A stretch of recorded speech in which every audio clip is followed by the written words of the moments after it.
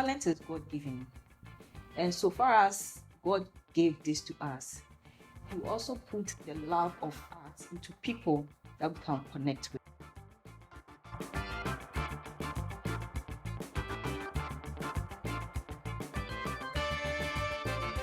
It's up to you to believe in yourself first before people can believe in you.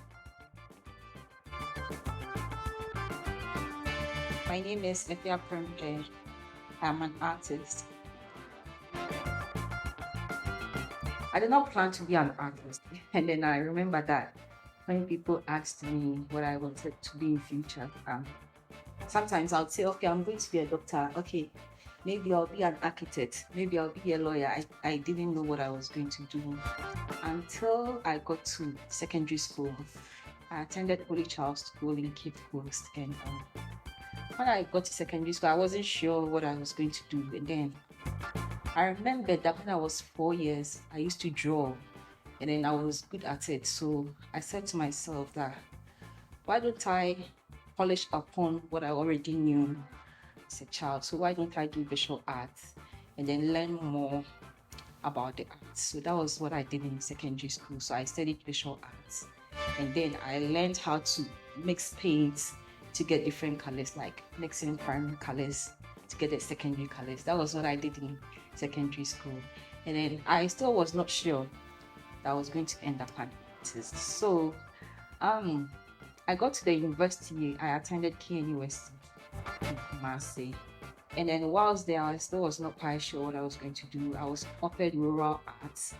And then I said to myself that, and rural arts had to do with, I think, metalworks and then basketry. And then I said, no, I think I already know how to draw and paint. I learned that in secondary school. So why don't I build upon what I already know from secondary school and then polish upon it? And then after uni, I'll think of what to do. So I was just trying to find myself in that journey. So at the uni, I did painting. And then after school, I still was not sure what to do with my life. So I was just doing it as a hobby, whilst I figure out what to do with myself.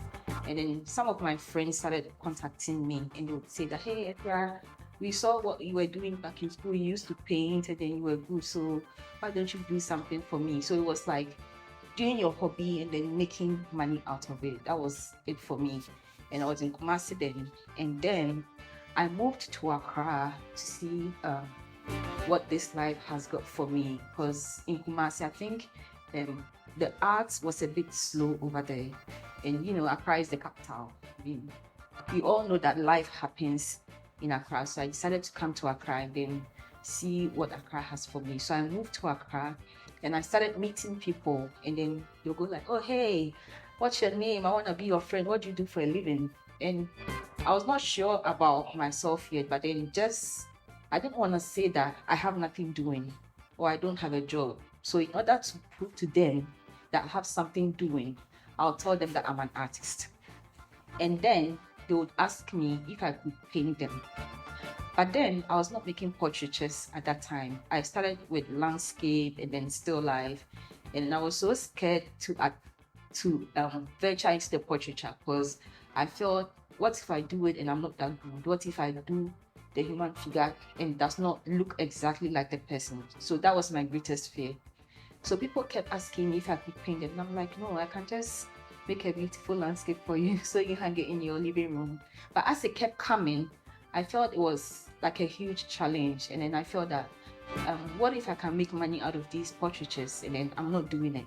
So it became a challenge for me. So I went back to my TA at the university, and then he taught me how to make the portraitures, and I started doing it. And then with time, people started recognizing me. I started posting my works on social media, and then I'll have some TV stations contact me and say, oh, I've been following you, I'd want you to come to our studios and then have an interview with us. And then I think that gave me some more motivation to keep on going. And then I saw myself as a full-time artist, and people recognized me as such. So that's how come I found myself as an artist. I didn't plan for it happen to me.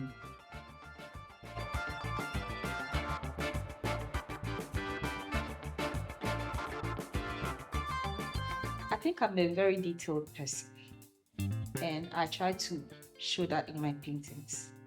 That's how come I started off as a landscape artist, because I want people to see my paintings, and then there's a variety of things to look at.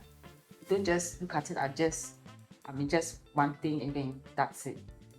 So with the landscape, you get to see the clouds, and even within the clouds, you get to see the birds. I mean, you come down, you see the rivers, you see the rocks, the mountains, all of that. So I want people to look at my works and see all these details. And then when it also comes to my still life composition, I do make a composition, I take a picture of it, and I transfer it onto my canvas. So when I started off as a portrait artist, I tried to bring in my details from where I started into these portraitures. And then at the time that I started portraiture, I realized that most of the portraits that I had seen around the time that I was becoming like a professional artist, most of the portraits that I had seen was just from the head to the bust. And then for me, I wanted to make it more than that. So I decided to make it the full portraiture. But then I realized that the background was just plain. So I decided to bring in my landscape, my detailed landscapes, and then my still life into these portraitures. And I decided to make a background out of it. But in order to make it meaningful, I decided to know more about whoever that I was painting, like their background, their life story, their hobbies, whatever it is they like doing, about their job, whatever it is, and then make images out of it, and then make it into these background images. So with my portraitures, I try to make it about the person. So it's such that even if you take the image out of the canvas, all these background images also talk about the person. So my portraitures is about the life story of my models.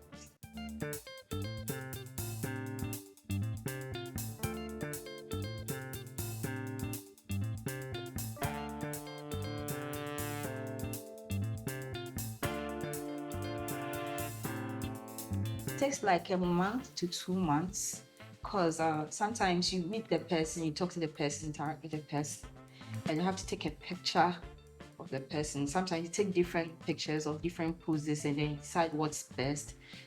You learn more about the person, you get to know about their story, and then you have to imagine how to position whatever it is onto the background and to create a story out of it. And then it takes time, it takes a lot of thinking. Sometimes I'm not even working, I'm just like, you may think that I'm just sitting idle the whole day, but then my mind is working. I'm just thinking of how to make this happen.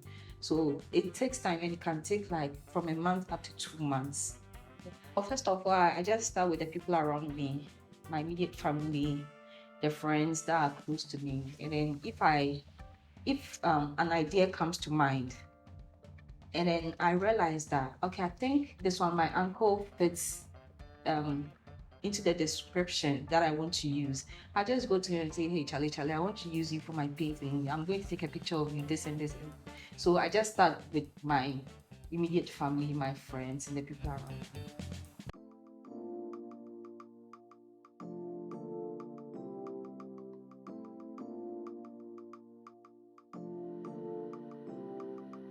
Art is my life. Many a time, whatever emotions that I am feeling, I try to express it in my art. And I really felt it at the time that I decided to make a portrait of my mom. It was not planned. I left Accra for Kumasi, and then I realized that, okay, my mom had died like 10 years earlier, and then I tried not to cry. But then when I started making her portraiture, and I started putting all these background images to tell her story, like writing her autobiography, all these feelings or emotions that had bottled up inside of me kept coming out. I mean, without words, just painting these emotions, painting her just came out. So for me, art is a way by which I can express my feelings, I can express my emotions, whatever it is that I'm feeling inside of me, I express it through my paintings.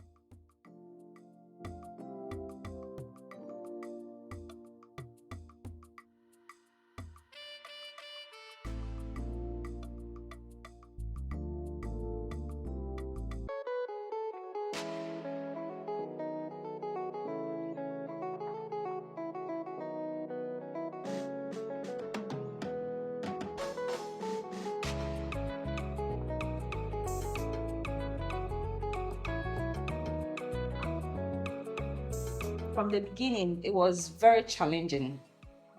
And then when I was back in school at the university, I met people and then they would ask me what course I'm offering. And when I say painting, they would look at me in a certain way. They'll go like, a nice girl like you and then you are doing painting. Didn't you find any better course like the social sciences, the law? Why didn't?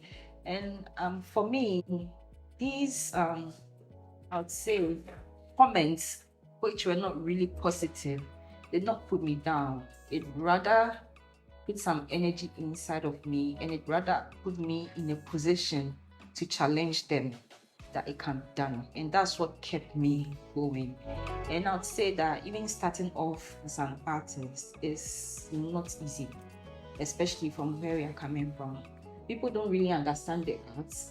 I remember after school, when I brought my project works, the paintings that I did for my final project, when I brought them back home, a friend of mine came home and then saw these paintings and then was like, I don't think I'm going to take even 20 cedis of my money to purchase this when I can take a picture of myself and then frame it. So I think it's a bit challenging. People don't understand it, and then it's up to you to believe in yourself and then prove to them and then make meaning of what you do before people can believe you.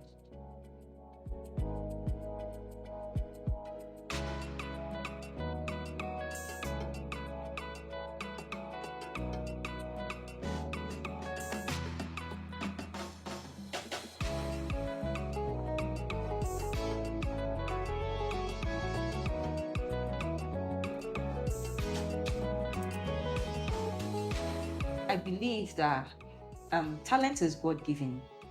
And so far as God gave this to us, He also put the love of art into people that we can connect with. But then if you give up at the early stages, you may not be able to reach your target or the people that you're supposed to meet at that certain point when you're breaking through. So I believe that you should believe in yourself, and then you're going to meet the right people that are meant to be in your life, that are going to see it and then look at this work and then see it as gold. Not everybody is meant for you. There are certain people for you. So just keep pushing. Just be on that journey. Just be focused. And then you're going to meet those people.